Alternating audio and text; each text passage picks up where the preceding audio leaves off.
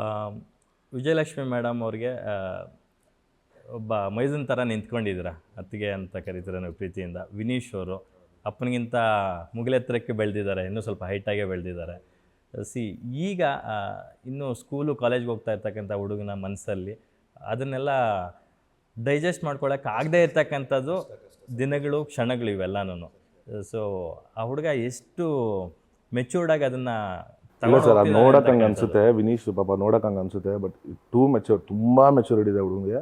ಆಮೇಲೆ ಅದು ಒಂದೊಂದು ಮಾತಾಡೋದು ತುಂಬ ತೂಕವಾಗಿ ಮಾತಾಡ್ತಾರೆ ಸರ್. ನೋಡಿ ಮಾಡಿ ಯೋಚನೆ ಮಾಡಿ ಮಾತಾಡೋದು. ಆಮೇಲೆ ಗೊತ್ತಿರುತ್ತೆ ಏನಿತ್ತು ಅಂತ, ಬಟ್ ಮಾತಾಡಲ್ಲ.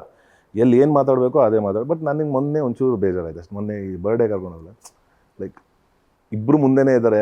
ಲೈಕ್ ಅದೊಂದು ಆ ಸಿಚುವೇಶನ್ ಇತ್ತಲ್ಲ, ತುಂಬ ಬೇಜಾರಾಯ್ತು ನನಗೆ. ಯಾರಿಗೂ ಶತ್ರುಗಳಿಗೂ ಆ ಥರದ್ದು ಒಂದು ಸಿಚುವೇಶನ್ ಬರಬಾರ್ದು ಸರ್. ಒಂದು ತಂದೆ ಮಗನ ಮಧ್ಯೆ ಯಾವ ಶತ್ರುಗಳಿಗೂ ಆ ಥರ ಸಿಚುವೇಶನ್ ಬರಬಾರ್ದು. ಇರಲಿ, ಬಟ್ ಏನು ಮಾಡೋಕ್ಕಲ್ಲ ಸರ್. ಯಾರ್ಯಾರು ಪರ್ಸ್ನಲ್ ಟಾರ್ಗೆಟ್ ಮಾಡಿ ಏನೇನು ಮಾಡ್ತಾರೆ. ಕಾಲ ಅನ್ನೋದು ಹಿಂಗೆ ಇರಲ್ಲ. ಅವ್ರಿಗೂ ಮಕ್ಕಳಿರ್ತಾರೆ, ಅವ್ರಿಗೂ ಫ್ಯಾಮಿಲಿ ಇರುತ್ತೆ. ಒಂದಿನ ಅವ್ರಿಗೂ ಅನುಭವಗಳಾದಾಗ ತಪ್ಪು ನಾವು ಮಾಡಿದವಾಗ